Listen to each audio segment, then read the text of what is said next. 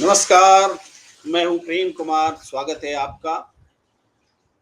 पत्रकार युद्ध की रिपोर्टिंग करने के लिए इजराइल जा रहे हैं, लेकिन गजा क्यों नहीं जा रहे?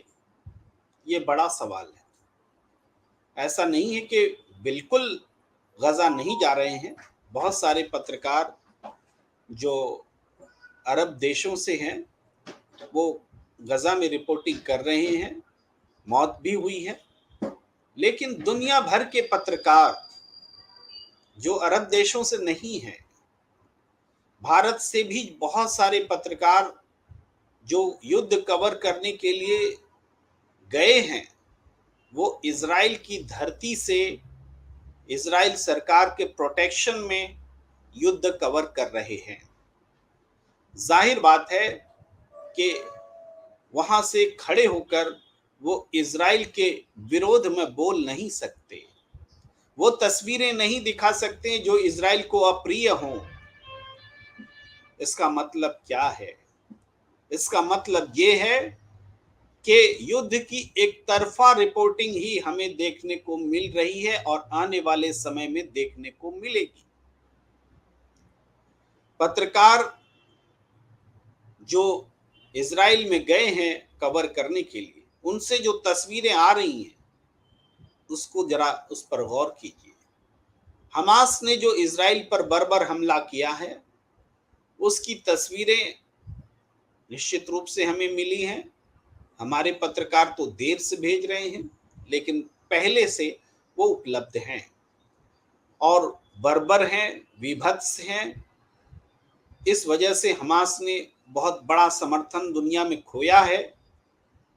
लेकिन इसके बाद इजराइल जिस तरीके से जवाबी कार्रवाई कर रहा है, उसकी रिपोर्टिंग इजराइल की धरती से क्या संभव है? इजराइल की धरती से हम फाइटर प्लेन को उड़ते जाते हुए दिखा सकते हैं, वहां से बम्बार्डिंग करके लौटने के बाद की तस्वीरें ला सकते हैं, या फिर इजराइल की ओर से जो प्रोवाइड की जाएंगी तस्वीरें, उसको हमारे पत्रकार हम तक पहुंचा सकते हैं।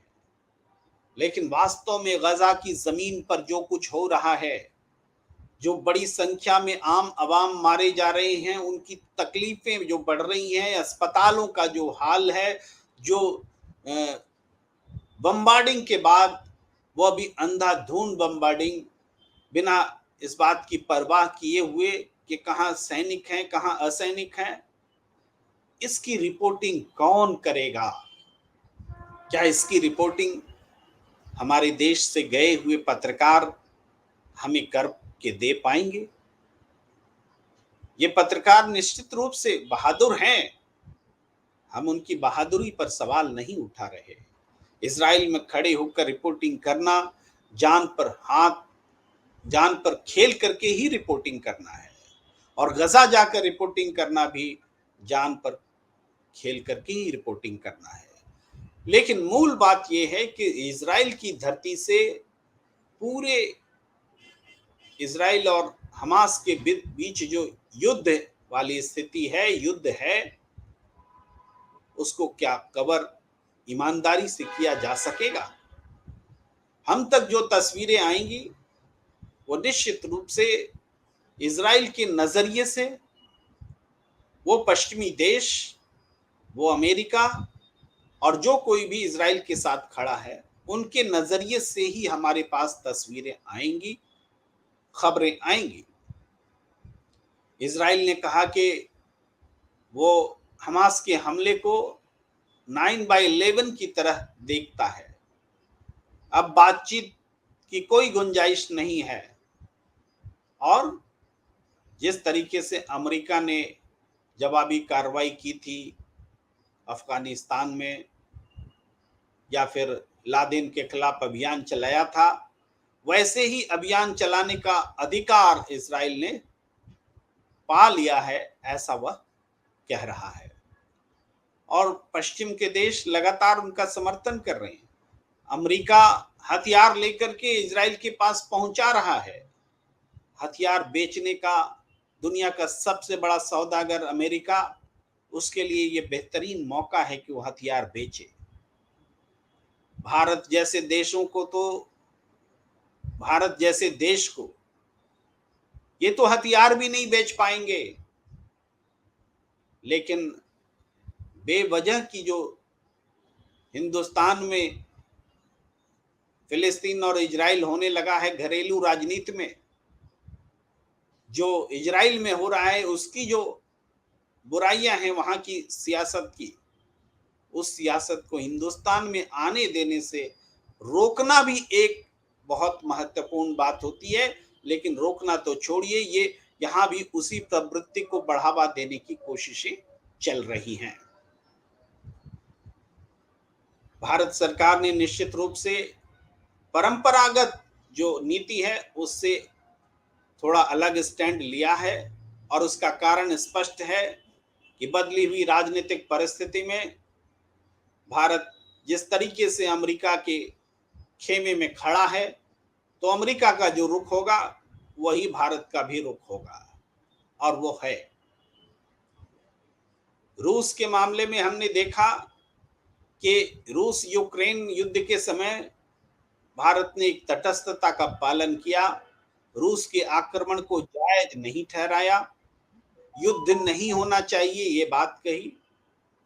क्या यही बात इजराइल और हमास के संदर्भ में, इजराइल और फिलिस्तीन बोले तो ज्यादा अच्छा है, हमास तो एक जिस जो घटना उसने की है उसका समर्थन नहीं किया जा सकता, लेकिन इजराइल और फिलिस्तीन के संदर्भ में जब बात हो तो क्या हम ऐसी नीति के साथ चल सकते हैं जिसमें समाधान की संभावना ही खत्म हो जाए, फिलिस्तीनियों की कीमत पर ही, उनकी जान की कीमत पर ही समाधान हो?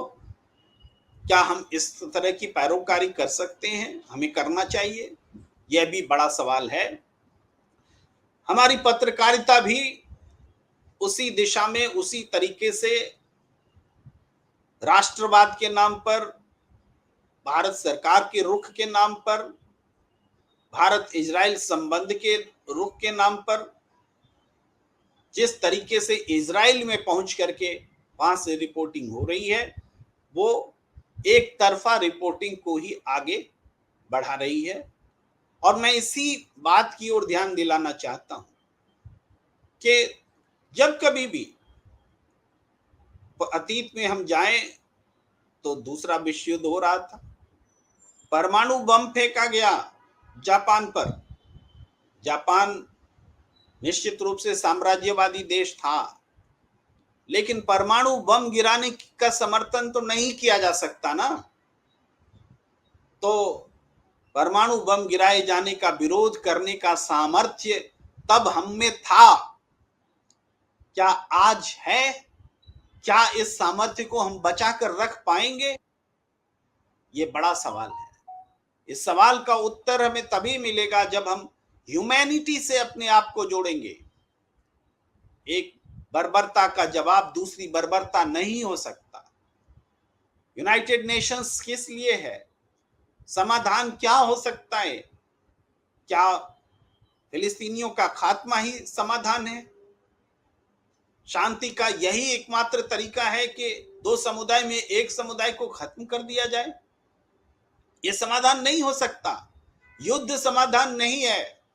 तो इजराइल को बर्बरता और अनंतकालीन बर्बरता से रोकने का प्रबंध करने के बजाय अमेरिका और दूसरे जिम्मेदार कहे जाने वाले लोग वहां हथियार पहुंचा रहे हैं। ये कम से कम इस बात का समर्थन विश्वव्यापी वसुधैव कुटुंबकम, विश्वव्यापी मानवता, इसके लिए इसके पैरोकारी करने वाले लोग, इसकी पैरोकारी करने वाले लोग नहीं कर सकते। मैंने एक बात की ओर ध्यान दिलाया है, पत्रकारिता, एक पत्रकार होने के नाते हमारा कहना है कि जैसे पहले विश्व युद्ध में, दूसरे विश्व युद्ध में पत्रकारिता ने बहुत सारी चीजें सामर्थ्य के साथ जुड़ करके आंखें बंद कर ली थी, उस तरीके से आंखें बंद करने की आवश्यकता नहीं है। ये संघर्ष होना चाहिए, सच के साथ खड़ा रहने का संघर्ष, सत्ता और ताकत के साथ खड़ा रहकर सत्य के साथ खड़ा रहा जा सके ऐसा संभव नहीं है। इस बातचीत को फिलहाल इतना ही यहीं पर विराम देने की इजाज़त दी जाए। फिर हम अगले विषय के साथ आपके सामने हाज़िर होंगे। हमें दीजिए इजाज़त। नमस्कार। सत्य हिंदी का ऐप डाउनलोड करें गूगल प्ले स्टोर पर।